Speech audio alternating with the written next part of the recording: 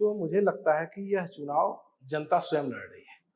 मुंबई की जनता, महाराष्ट्र की जनता और देश की जनता यह चुनाव स्वयं लड़ रही है और फिर से नरेंद्र मोदी जी को प्रधानमंत्री बनाने के लिए। उत्तर भारतीय लोग जब मुंबई शहर में आए, तो अपने व्यवसाय के लिए आए, नौकरी करने के लिए आए, तो उन लोगों को मान-सम्मान और उनका स्वाभिमान, जो उसकी रक्षा कर सकता है, तो वह लोग उसके साथ जुड़े। विकसित भारत का हमारा संकल्प है, हमारे प्रधानमंत्री आदरणीय श्री नरेंद्र मोदी जी का संकल्प है कि जब 100 वर्ष आज़ादी के हो जाएंगे तो 2047 में किस प्रकार से इस देश को विकसित देश जो है बनाया जाए, वह जो संकल्प है उसमें सबसे पहला यदि कोई योगदान करेगा तो वह मुंबई शहर करेगा। लोकसभेचा रणसंग्राम दिवसागणिक तापू लागलेला आहे.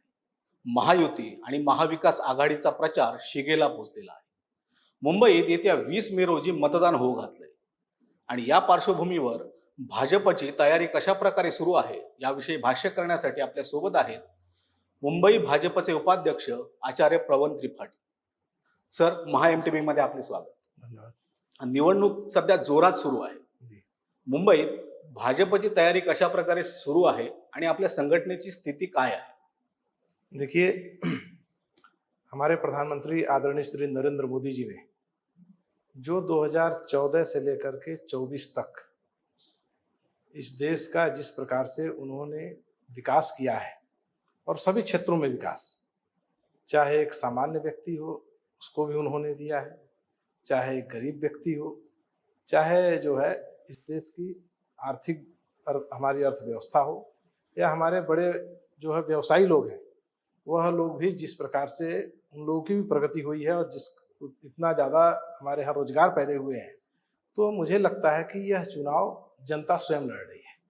मुंबई की जनता, महाराष्ट्र की जनता और देश की जनता यह चुनाव स्वयं लड़ रही है और फिर से नरेंद्र मोदी जी को प्रधानमंत्री बनाने के लिए। उत्तर भारतीय मतं ही प्रत्येक निवडणुकीत मुंबईत निर्णायक ठरत असतात. यावेळी उत्तर भारतीयांचा रोख किंवा कल कुणाकडे आहे आणि आपल्याला त्यांच्याकडून काय अपेक्षा आहे? देखिए, उत्तर भारतीय मत पूरी तरीके से भारतीय जनता पार्टी के साथ है। 2014 के लोकसभा चुनाव में, उसके बाद 2014 के विधानसभा चुनाव में, महानगर पालिका में 2019 के लोकसभा चुनाव में और आज फिर से 2024 में उत्तर भारतीय मत पूरी तरीके से भारतीय जनता पार्टी के साथ जा रहा है। उसका कारण है कि उत्तर भारतीय लोग जब मुंबई शहर में आए, तो अपने व्यवसाय के लिए आए, नौकरी करने के लिए आए, तो उन लोगों को मान सम्मान और उनका स्वाभिमान, जो उसकी रक्षा कर सकता है, तो वह लोग उसके साथ जुड़े। तो भारतीय जनता पार्टी 2014 में जब उत्तर भारतीय समाज भारतीय जनता पार्टी के साथ जुड़ा, तो जिस प्रकार से उन लोगों का मान सम्मान और उनके स्वाभिमान की रक्षा हुई, और उसके बाद आप लोगों ने परिणाम देखा कि जिस प्रकार से उत्तर प्रदेश में 2017 में भारतीय जनता पार्टी की सरकार बनी और योगी आदित्यनाथ जी वहाँ के मुख्यमंत्री बने, तो उसका परिणाम क्या हुआ? उसका परिणाम हुआ कि उत्तर प्रदेश में गाँव में स्थिति ऐसी थी कि 4 घंटे से ज़्यादा बिजली नहीं रहती थी।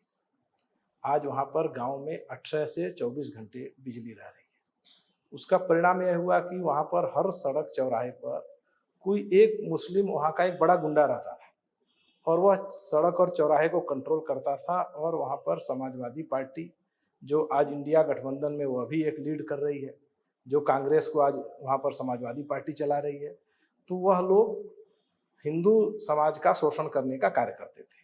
हमारी बहन बेटियों का लव जिहाद किस प्रकार से उत्तर प्रदेश में खुलेआम होता था, उसके हम सभी लोग साक्षी हैं। लेकिन 2017 के बाद जब वहाँ पर भारतीय जनता पार्टी की सरकार बनी, तो गुंडे किस प्रकार से गायब हुए, उनके किस प्रकार से इनकाउंटर हुए, किस प्रकार से वह जेल चले गए, तो आप सभी लोगों ने परिणाम देखा कि जो सुरक्षा की बात है, जो हिंदुओं की सुरक्षा की बात है, जो उत्तर प्रदेश के नागरिकों की सुरक्षा की बात है, वह भारतीय जनता पार्टी की सरकार ने किया। तो यह करने के बाद जब व्यक्ति उत्तर प्रदेश से भी निश्चिंत है, व्यक्ति मुंबई में रहने वाला यहाँ से भी निश्चिंत है, तो निश्चित रूप से वह भारतीय जनता पार्टी के साथ जुड़ा हुआ है। महाराष्ट्र नवनिर्माण सेनेचे प्रमुख राज ठाकरे यांनी भाजपला किंबहुना पंतप्रधान मोदी यांना बिनशर्त पाठिंबा दिलेला आहे. मुंबईतल्या 6 लोकसभा मतदारसंघात मनसेची भूमिका तुम्हाला कशी फायदेशीर ठरणार आहे? मनसे प्रमुख आदरणीय श्री राज ठाकरे जी ने आज ही नहीं, 2012 में भी उन्होंने कहा था कि किस प्रकार से मोदी मॉडल पूरे देश में होना चाहिए। मोदी मॉडल की उन्होंने प्रशंसा किया था 2012 में, जब श्री नरेंद्र मोदी जी ने चुनाव जीत करके गुजरात में मुख्यमंत्री बने थे। उसके बाद 2014 में भी हमें समर्थन दिया था लोकसभा चुनाव में। आज हिंदू वोटों का बंटवारा नहीं होना चाहिए, क्योंकि यह चुनाव देशद्रोही वर्सेस देशभक्तों का चुनाव है। आज जब कांग्रेस यहाँ पर विजय वडेट्टीवार जैसे नेता कसाब के साथ खड़े होते हैं, निश्चित रूप से इससे ज्यादा शर्मनाक बात मुंबई शहर के लिए कुछ नहीं हो सकती है। हमारे उत्तर मध्य के उम्मीदवार एडवोकेट उज्जवल निकम जी चुनाव लड़ रहे हैं, उनको आप देशद्रोही बोल रहे हैं। इससे ज्यादा शर्मनाक क्या हो सकता है? तो यह सब परिस्थितियों को देखते हुए कि महाराष्ट्र में हिंदू वोटों का बंटवारा न हो, इसलिए श्री राज ठाकरे जी ने यह निर्णय किया कि हम लोग श्री नरेंद्र मोदी जी को बिना शर्त समर्थन करेंगे। तो उसका निश्चित रूप से मुंबई सहित पूरे महाराष्ट्र में उसका लाभ मिलेगा। मुंबईतला विचार करता काही जागावरती तिकीट जाहीर व्हायला बराच विलंब झाला. त्या तुलनेत महाविकास आघाडीच्या उमेदवारांचा प्रचार पहिल्या टप्प्यातला पूर्ण झाला होता. याचा फटका काही भाजपच्या उमेदवारांना बसेल असं वाटतंय का? देखिए, भारतीय जनता पार्टी के कार्यकर्ता केवल चुनाव में ही नहीं, वह लोग पूरे 5 साल लगे रहते हैं। भारतीय जनता पार्टी का जो संगठन है, यहाँ पर महाराष्ट्र में आप स्थिति देख लीजिए। हमारे नेता आदरणीय श्री देवेंद्र फडणवीस जी, मुंबई के अध्यक्ष एडवोकेट श्री आशीष शेलार जी, इनके नेतृत्व में मुंबई के कार्यकर्ता 24 घंटा कार्य में लगे रहते हैं।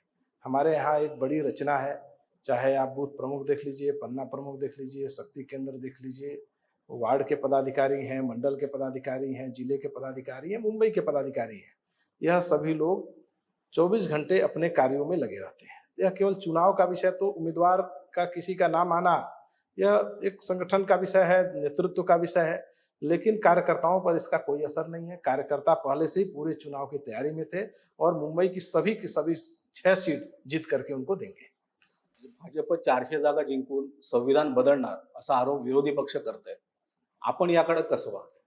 देखिए, 2 बार हमारे प्रधानमंत्री आदरणीय श्री नरेंद्र मोदी जी को पूर्ण बहुमत मिला है। 2014 में, 2019 में कहीं कोई संविधान नहीं बदला। संविधान बदलने की तो कोई बात ही नहीं है, संविधान कोई बदल ही नहीं सकता है। उसी संविधान के कारण एक गरीब व्यक्ति, एक पिछड़े वर्ग का व्यक्ति इस देश का प्रधानमंत्री बना है। यह बाबा साहब भीमराव अम्बेडकर जी की ताकत है। तो उस ताकत को हमारे प्रधानमंत्री नरेंद्र मोदी जी सपने में भी नहीं सोच सकते हैं समाप्त करने की। तो संविधान की को कोई खतरा नहीं है। निश्चित रूप से जो लोग इस देश में रह करके इस देश को बदनाम करने का कार्य करते हैं, उनको खतरा है। 400 पार का जो नारा है, 400 पार का नारा यह भारतीय जनता पार्टी का नारा नहीं है। 400 पार का नारा इस देश के 140 करोड़ मतदाताओं का नारा है। भाजप जेव्हा 400 पारचा नारा देत आहे तेव्हा मोदी हीच गॅरंटी घेऊन पुढे जात आहे. प्रचाराची मुख्य दिशा मोदींची गॅरंटी हीच आहे. या पार्श्वभूमीवर मुंबईत मोदींच्या सभा किती होतील आणि कुठे कुठे होतील? देखिए, अभी मोदी जी की सभा प्रस्तावित है। मुझे लगता है कि मोदी जी यहाँ पर 2 बार आएंगे और इस समय मुंबई पूरा मोदीमय है, मोदी पूरा महायुतिमय है और मुंबई जो है नरेंद्र मोदी जी के साथ पूरी तरीके से खड़ी है। आप सर्वे करवाइए तो जितना मोदी जी को समर्थन पूरे देश में मिलता है, उसमें सबसे ज्यादा समर्थन उनको मुंबई से है, क्योंकि मुंबई की जनता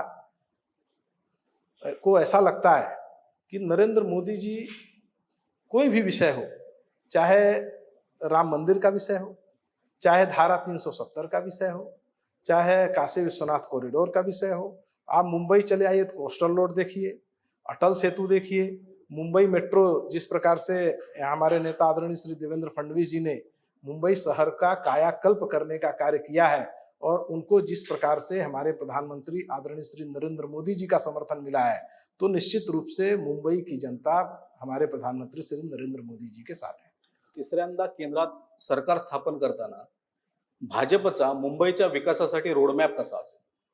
देखिए, मुंबई के जो अधूरे कार्य हैं, जो विकास के कार्य को यहाँ की सरकार ने आदरणीय श्री एकनाथ शिंदे जी, आदरणीय श्री देवेंद्र फडणवीस जी, आदरणीय श्री अजित पवार जी के नेतृत्व में जिस प्रकार से यहाँ की सरकार चल रही है, और हमारे प्रधानमंत्री श्री नरेंद्र मोदी जी के नेतृत्व में जब तीसरी बार केंद्र में सरकार बनेगी, तो निश्चित रूप से मुंबई शहर को सभी को घर मिले, सभी को जरूरी सुविधाएं उन लोगों को किस प्रकार से और मिल सकें, और जो विकसित भारत का हमारा संकल्प है, हमारे प्रधानमंत्री आदरणीय श्री नरेंद्र मोदी जी का संकल्प है कि जब 100 वर्ष आजादी के हो जाएंगे तो 2047 में किस प्रकार से इस देश को विकसित देश जो है बनाया जाए, वह जो संकल्प है उसमें सबसे पहला यदि कोई योगदान करेगा तो वह मुंबई शहर करेगा।